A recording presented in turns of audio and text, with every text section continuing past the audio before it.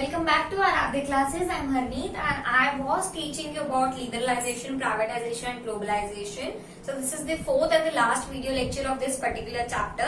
So last video lecture में हमने WTO के बारे में पढ़ा, वर्ल्ड ऑर्गेनाइजेशन के बारे में. इस वीडियो लेक्चर में हम लास्ट टॉपिक कवर करेंगे जो है सस्टेनेबल डेवलपमेंट. अच्छा, सस्टेनेबल डेवलपमेंट आई थिंक आप लोगों ने बचपन में पढ़ा होगा, वर्ड तो सुना ही होगा, नहीं सुना तो ध्यान से सुनिए.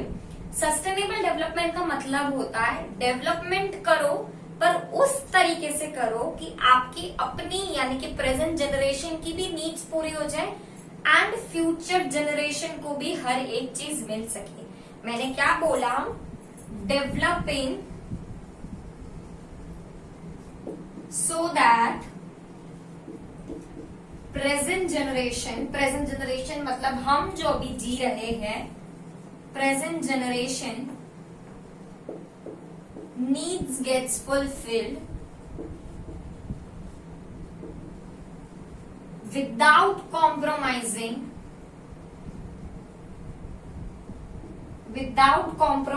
needs of future generation.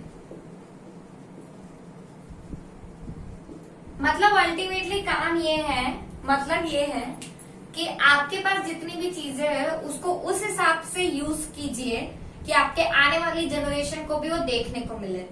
अगर आप टाइगर, लायन आपने जू में जाके देखे हैं तो आप उनको उस हिसाब से प्रिजर्व कीजिए कि आपके आने वाली जनरेशन को भी वो टाइगर और लायन देखने को मिल सके.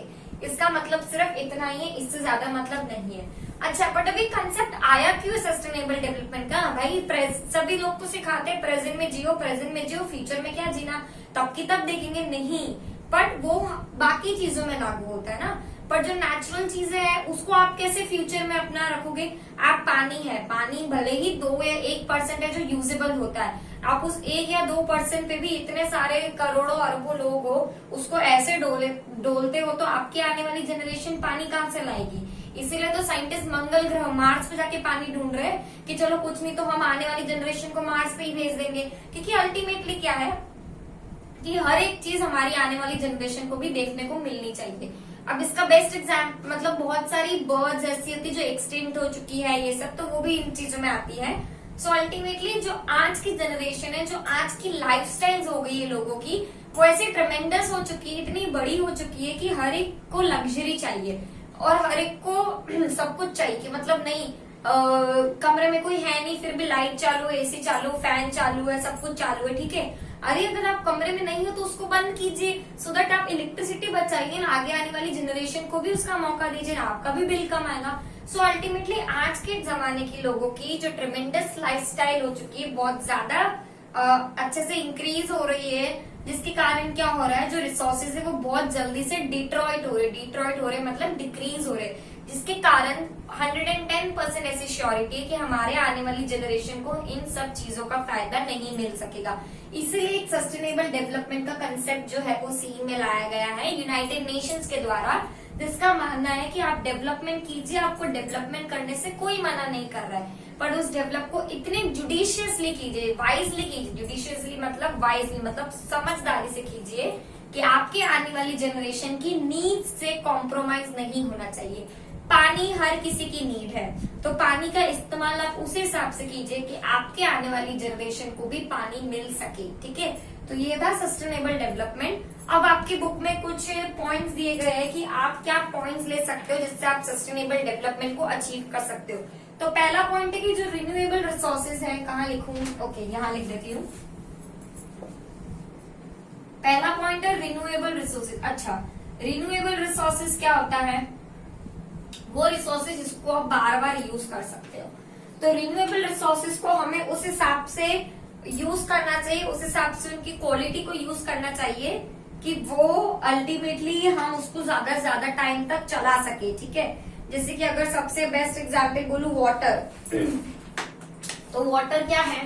वाटर को आप अच्छे से यूज कीजिए कि अगर चलो आपका गाड़ी आपने धोई तो वो पानी ऐसे बहने मत दीजिए, उसी पानी को आप अपने प्लांट्स में डाल दीजिए, अपना आंगन साफ कर दीजिए, जिससे क्या होगा कि उसी पानी के डबल यूसेज हो जाएगा, जिसके कारण वो पानी ज्यादा वेस्टेज नहीं होगा कि आंगन धोने के लिए अलग, गाड़ी धोने के लिए अलग, प्लांट्स में डालने के लिए अलग, वो ऐसी चीजें नहीं होगी. दूसरी है कि इंडस्ट्रीज को सेटअप कीजिए, इंडस्ट्रियल सेटअप इको फ्रेंडली। अब इको फ्रेंडली का मतलब क्या होता है ये सबको पता है, सब गणपति देखते हैं, सबके यहाँ पे गणपति भी आते हैं, तो गणपति आजकल ट्रेंड में है कि भाई इको फ्रेंडली गणपति आएंगे, ठीक है। तो अल्टीमेटली क्या है कि इको फ्रेंडली इंडस्ट्रियल, अगर आप इंडस्ट्री सेटअप करते हो तो इंडस्ट्री सेटअप आप एक इंडस्ट्रियल एरिया में कीजिए। जैसे कि हमारा अहमदाबाद देखे, ठीक है, कि अगर हम अहमदाबाद के साउथ जोन में रहते हैं तो यहाँ पे कोई भी इंडस्ट्रीज आपको बीच में नहीं मिलेगी, आपको इंडस्ट्रीज या तो नारोल साइड मिलेगी या तो वटवा साइड मिलेगी। मतलब अल्टीमेटली इंडस्ट्री को आउटस्कर्ट में सेट कीजिए, पर इतना भी दूर मत सेट कीजिए कि वहां का ट्रांसपोर्टेशन महंगा पड़ जाए, क्योंकि अगर ट्रांसपोर्टेशन महंगा पड़ेगा अल्टीमेटली कोल पेट्रोलियम महंगा हो जाएगा, पेट्रोल महंगा हो जाएगा। पेट्रोल का भाव देखिए 95 रुपीज पहुंच चुका है, राइट। तो ये सारी चीजें महंगी ना हो जाए, तो उसके हिसाब से आपको काम करना है, ठीक है। Next is those resources which can be used in more than one way should be utilised in different ways. Best example जो मैंने अभी आपको पानी का बताया। नेक्स्ट इज कि नेचुरल रिसोर्सेज को आपको वेस्ट नहीं करना है। नेचुरल रिसोर्सेज को आपको वेस्ट नहीं करना है, क्या मतलब है कि जितने भी आपके पास नेचुरल रिसोर्सेज है, नेचुरल रिसोर्सेज मतलब क्या कि आपके पास जो सोलर एनर्जी है, विंड एनर्जी है, जो पानी है, इन सबका बेस्ट यूज करना है, पर जुडिशियसली करना है। नेक्स्ट पॉइंट भी आपका ये कहता है कि जितनी भी विंड एनर्जी है, सोलर एनर्जी है, उसको आप यूज में लाइए। अब आप देख सकते हो बहुतों के घर में सोलर पैनल लगे हुए हैं, हाँ वो महंगे आते हैं, लाख 1.5 लाख के आते हैं, पर वो एक वन टाइम इन्वेस्टमेंट है। उसके कारण आपका बिजली का यूजेज, बिजली का जो बिल होता है वो बहुत कम हो जाता है, क्योंकि आपके घर का पूरा जो है वो सोलर से चल जाता है, इवन एसी आपके सोलर से चल जाते हैं, तो आपका बिजली का बिल बिल्कुल मिनिमम आता है। अल्टीमेटली क्या हो रहा है, बिजली कम प्रोड्यूस में होती है, ठीक है। And next is stress should be laid on non-conventional energy uses such as solar and wind energy.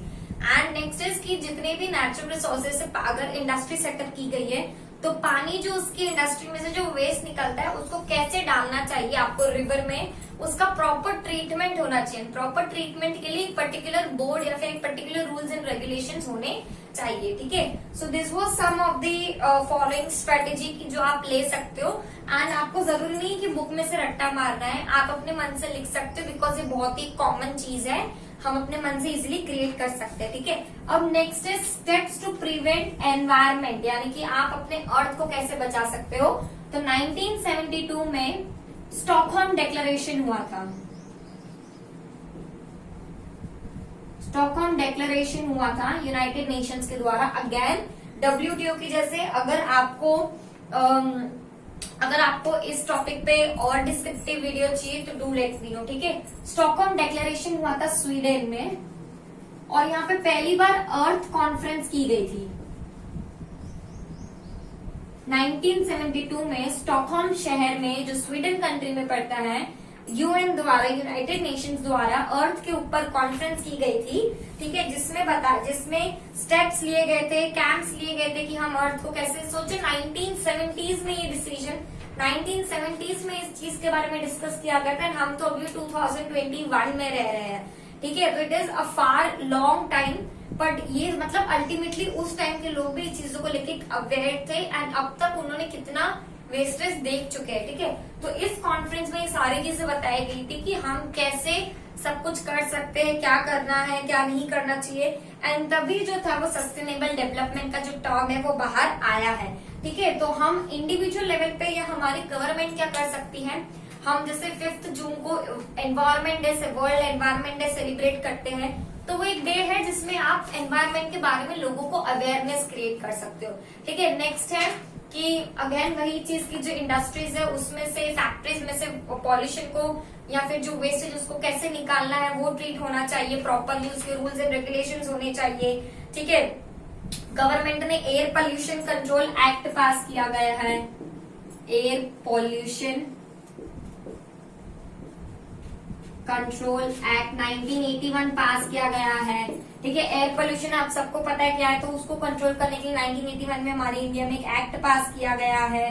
फिर CPCB SPCB नाम की चीजें होती है, ठीक है। इसका मतलब होता है central pollution control board, state pollution control board. ये हर एक स्टेट में होती है, ये सिर्फ एक होती है। तो ये मेन बोर्ड्स क्रिएट की गई है सेंट्रल गवर्नमेंट के एनवायरमेंट एक्ट के अंदर कि हर एक स्टेट में एक पॉल्यूशन कंट्रोल बोर्ड होना चाहिए और देश में एक कंट्रोल बोर्ड होना चाहिए।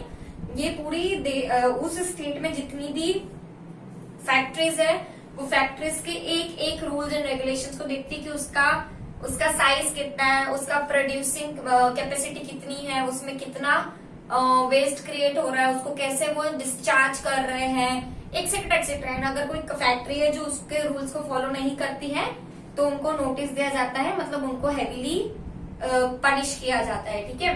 एंड देन वैसे ही सीपीसीबी भी है and air pollution control board भी। आपने अगर सुना होगा ऑड इवन, दिल्ली में ऑड इवन रूल चलता है कि ऑड डेज को ऑड नंबर की गाड़ियां निकलेगी, इवन डेज को इवन नंबर की, टू कंट्रोल पॉल्यूशन। हालांकि India is the one of the most polluted country of the world, तो हमारी कंट्री में बहुत ज्यादा ही सारे रूल्स एंड रेगुलेशन है जो अच्छे से फॉलो नहीं होते, बट वी बीइंग सिटीजन हमें फॉलो करना चाहिए। सो नेक्स्ट सीपीसीबी, एसपीसीबी आपको समझा है ना। बहुत सारे इंटरनेशनल ऑर्गेनाइजेशंस हैं जो कि अवेयरनेस क्रिएट करते हैं, बहुत सारी एक्टिविटीज भी क्रिएट करते हैं, कैंप्स क्रिएट करते हैं, ताकि आजकल तो छोटे छोटे बच्चों को भी पॉल्यूशन क्या होता है वो सब चीजें पता होती है, ठीक है। तो ये सारी चीजें आप अपने मन से लिख सकते हैं क्योंकि आप इतने खुद समझदार हो कि इन चीजों में क्या आना चाहिए, we know, right. So we are done with this particular chapter. हमने पहले हिस्ट्री चलाया, देन हमने इकोनॉमिक्स चलाया to get a mind change. So yes, I have done with the 4 video lectures. Kindly do watch it, and if you guys have any doubt, do let me know. Thank you.